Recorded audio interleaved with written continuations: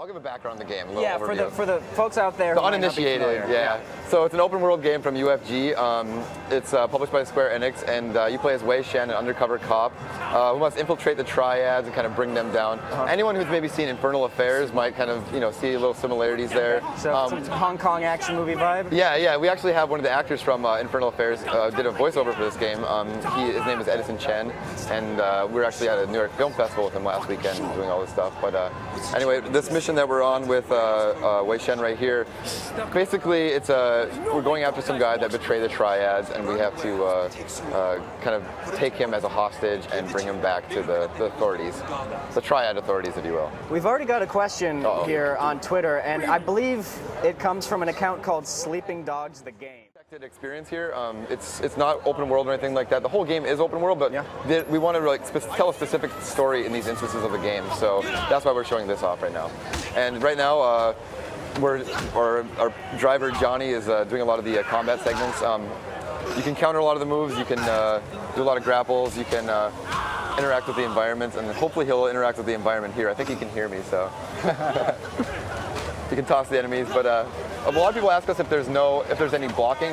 There's no blocking right now. We mainly did a counter system. It's more fluid that way instead of like stopping and stalling and stuff like that. Here we're going to interact with the environment. We'll see that a little bit more in an upcoming segment. And the combat was heavily inspired, and we worked inspired by Hong Kong action flicks, mixed martial arts. We worked with Georges St. Pierre, who you might know, GSP, the MMA fighter. Yeah. He actually came into UFG many times and helped show them how to do some of the moves and stuff like that. And I hope he had more clothes on than a usual UFC match. That is one of the dudes who wears those super short, tight shorts. Yes, he's a big man, so maybe it's to fear him or something. But yeah, he came into the studio wearing all clothes, and that's good. And we have a video coming out soon that actually shows him showing the animation team how to do a lot of the moves and stuff, and it's really cool. And the animation team had something that was a little off, and if you actually pre-order Sleeping Dogs at Best Buy right now, you can get the GSP pre-order pack, which has his flying fist punch. So. Nice.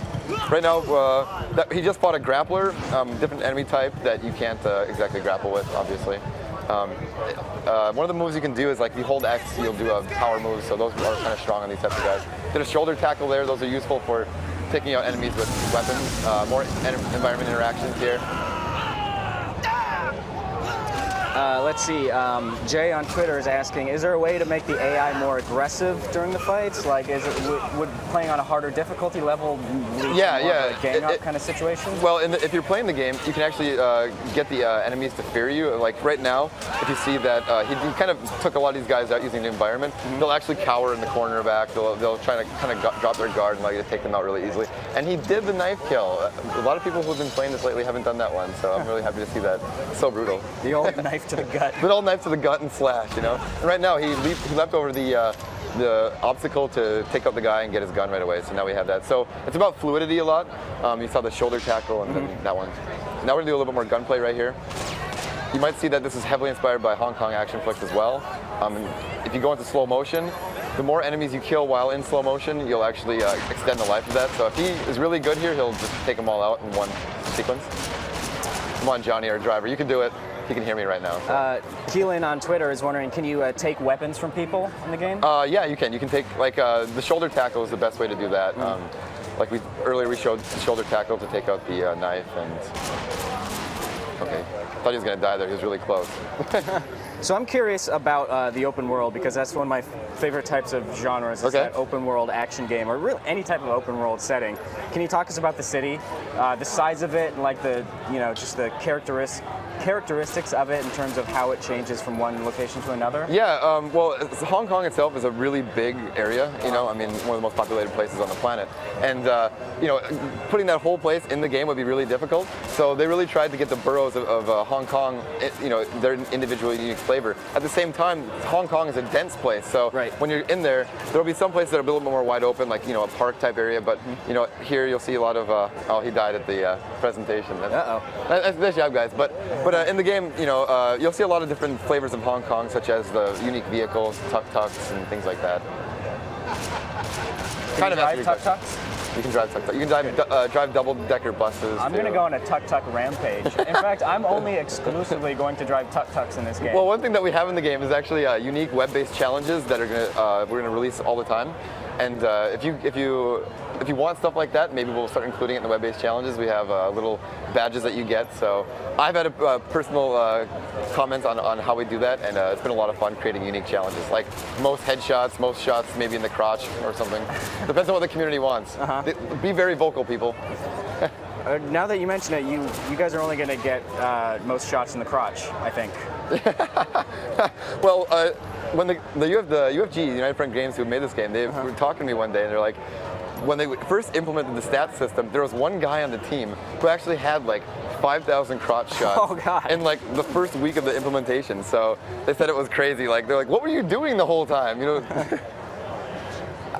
Sly Cooper FTW 24/7 is asking about dual wielding guns. Is that a possibility? No, not. We have a single wield, and yeah, that's about it right now. We have a lot of melee weapons though, and they're a lot of fun.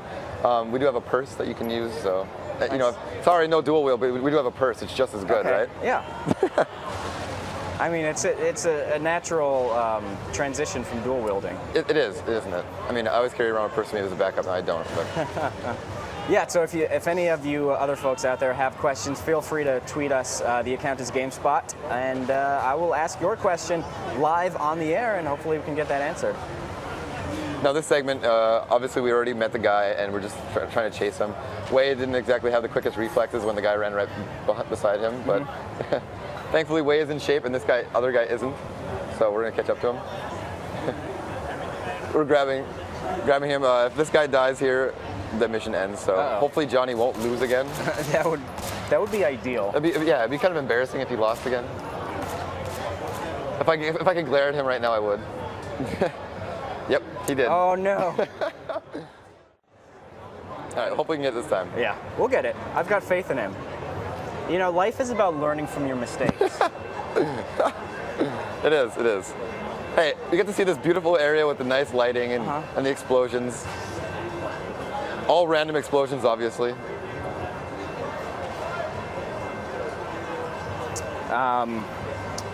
Let's see here. Hulong is wondering, can you turn off the English subtitles for spoken Chinese? Yeah, well, there's 3 subtitle options, on, off, and then just Cantonese, so that, you know, just the Cantonese has subtitles. That's what I have all the time. Obviously, if you turn that off, you might not get the whole story. Right. So you might want to have that on, unless you speak Cantonese, of course. Do you? I'm great. I speak so much Cantonese. Really? I know. Literally, I had a college roommate who spoke Cantonese, and he taught me how to say like 2 or 3 vulgar phrases. It's always the vulgar phrases, isn't it? Yeah. I mean, I'm in Montreal, and I know like 3 things that are vulgar in French, and that's it. Yeah. Nice. And so I wish we could talk more about the story, but I've been specifically told do not talk a whole lot about the story.